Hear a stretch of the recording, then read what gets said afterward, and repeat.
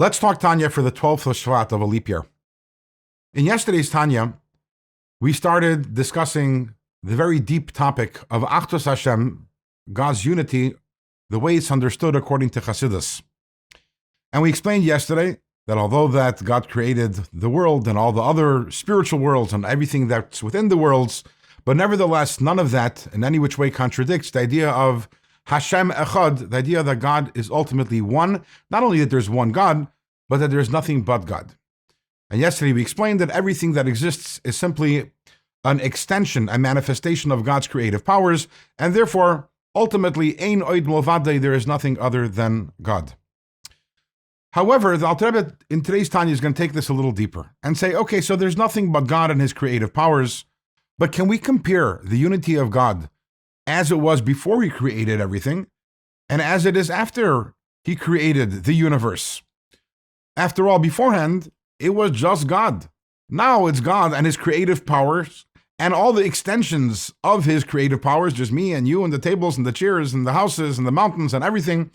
So yeah, everything is still God, but can we really compare that to the unity that existed before the creation? To put it in somewhat different words, there's a verse that says, Ani Hashem lo shanisi, which means I, God, have never changed. And we actually say that in the davening in the morning. Also, we say, Atahu acha nivra olam, Atahu mishanivra olam, which means we turn to God and say, you are the same God before the world was created. You're the same God after the world was created. Nothing changed.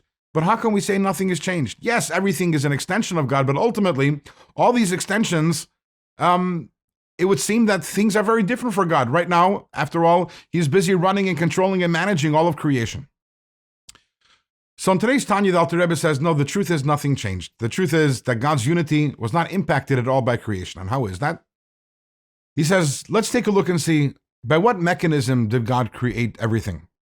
So the Mishnah tells us, our sages tell us, Ba'asara mamaris nivra olam, God created the world through His speech. And we see that also in the book of Bereshis, right in the beginning of the story of creation, that God says, let there be light. God says, let there be the heavens. Everything is God saying. Now, what is the significance of God speaking? After all, God doesn't speak like we speak. God doesn't have a voice.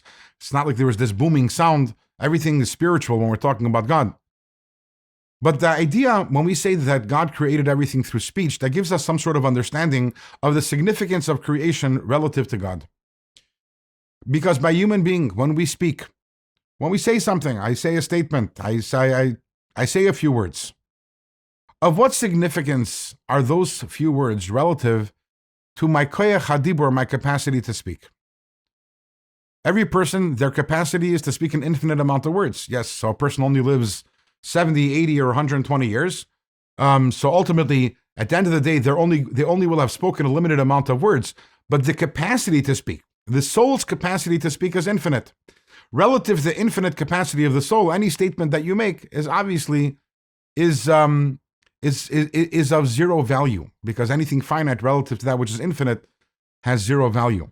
So when we say that all of creation is a product of God simply saying a few words, that gives us understanding of the significance, the essential insignificance of creation relative to God. After all of creation is just a product of a few words that God said. So how impacted, how changed can God be by creation if that's how meaningless, if that's how essentially unimportant all of creation is relative to God Himself? In tomorrow's Tanya, the Alter Rebbe is going to take this a step further. And the Alter Rebbe is going to give us even deeper understanding of the insignificance of the world, of all of creation relative to God, and why, therefore, God is essentially unchanged in His unity.